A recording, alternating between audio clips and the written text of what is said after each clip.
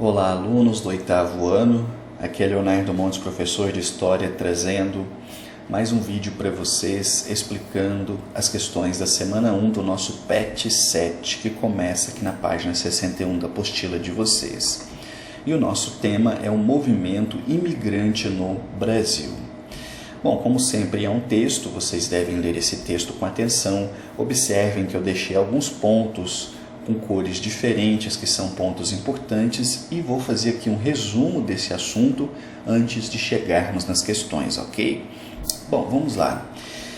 Até a chegada da família real portuguesa em 1808, o Brasil era simplesmente uma colônia onde se plantava, se colhia, havia mineração, enfim, haviam diversas atividades que exploravam a terra, que procuravam riquezas para mandá-las para Portugal. Com a chegada da família real em 1888, a coisa começa a mudar. Por quê? Porque a corte portuguesa começa a adaptar principalmente a cidade do Rio de Janeiro ao seu gosto. Então eles vieram da Europa para cá e começaram a recriar aqui em sua colônia, no caso o Brasil, todos os ambientes e as facilidades que eles tinham na Europa. Então isso se refere à imprensa, à cultura, à arte, etc. Ok? Então começa a haver uma transformação da sociedade brasileira, buscando cada vez mais repetir os moldes portugueses. Bom, e até 1888 a economia brasileira era tocada através dos escravos. Em vários países do mundo, a escravidão já tinha caído, mas o Brasil resistia, porque a mão de obra escrava era o motor da economia brasileira, não é? Bom, e aí o que acontece? Vai se aproximando do processo da abolição da escravatura, vários e vários fazendeiros brasileiros, a elite brasileira começa a pensar numa forma de substituir essa mão de obra, que cedo ou tarde cairia. E uma ideia que eles tiveram foi a de trazer para o Brasil trabalhadores pobres que viviam na Europa. A detalhe, acredito que muitos de vocês, quando pensam na Europa, pensam em países ricos, em pessoas muito bem de vida e etc. Mas isso não é uma totalidade, né? Existe pobreza também na Europa, mas isso é um aspecto muito recente. Nesse período aqui que nós estamos falando, fim do século XIX, a Europa também era dominada pela pobreza. Então eles começaram a pensar em trazer esses trabalhadores para o Brasil, primeiro para substituir a mão de obra escrava e, segundo, para embranquecer a população brasileira. Eles já observavam que estava havendo uma mestiçagem, digamos assim, tanto entre índios e portugueses, quanto entre portugueses e negros, quanto entre negros e índios. Então começou-se veladamente, ou nem tanto assim, a pensar numa forma de clarear a população.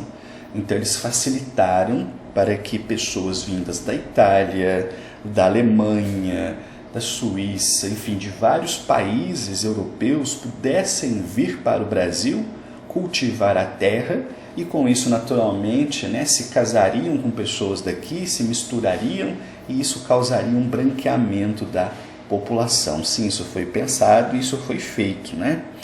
Bom, e aqui a apostila traz um exemplo curioso, que em 1850, nas fazendas de café de Nicolau Vergueiro, aqui na cidade de Limeira, no estado de São Paulo, ele trouxe 364 famílias suíças e alemãs. Então, custeou a passagem, a alimentação, a acomodação. Mas não pensem que essas pessoas vinham para cá também assim, tudo mil maravilhas, não, porque a coisa era difícil. Lembre-se que eram pessoas pobres.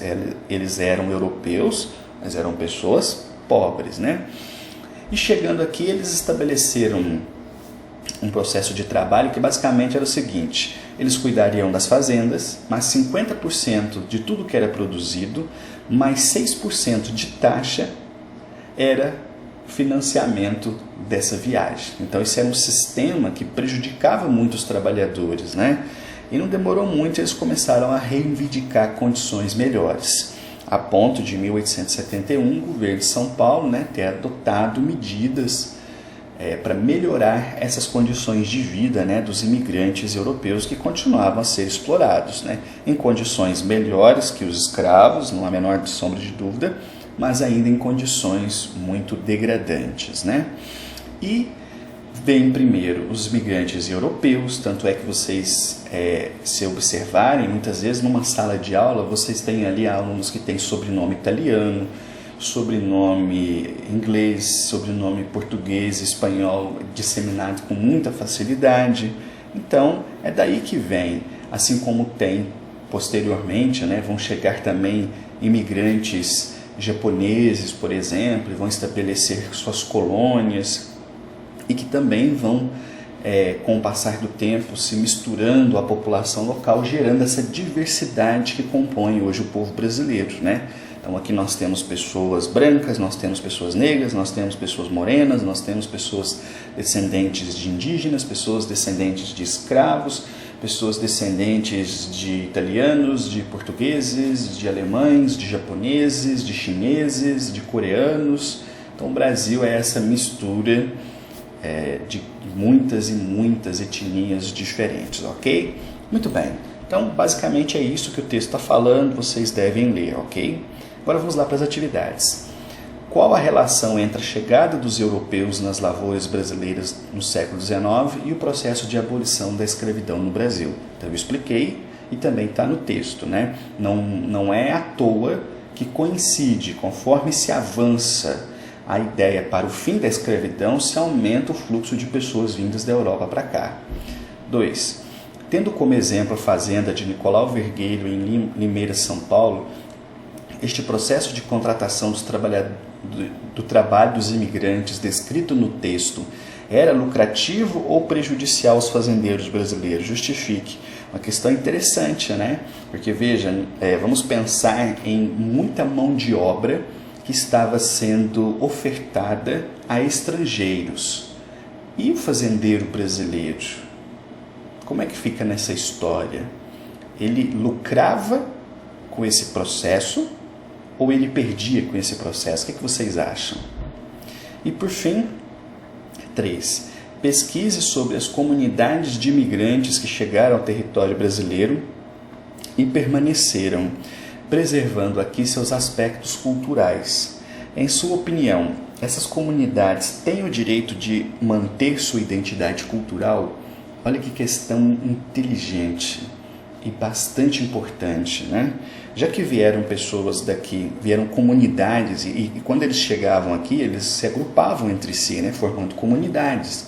Então você tem comunidades judaicas, comunidades islâmicas, por exemplo, tem comunidades ligadas a uma questão nacional, então você tem comunidades italianas, comunidades alemãs, e em muitos lugares do Brasil, nessas comunidades, ainda se fala a língua nativa. Se fala também o português, mas também se fala italiano, também se fala alemão, também se fala japonês. E aí vem a pergunta, você acha que essas comunidades têm o direito de manter a sua identidade cultural ou não? Então, são essas questões dessa semana. Qualquer dúvida, qualquer dificuldade, me chamem, estou aqui para ajudá-los. Um abraço.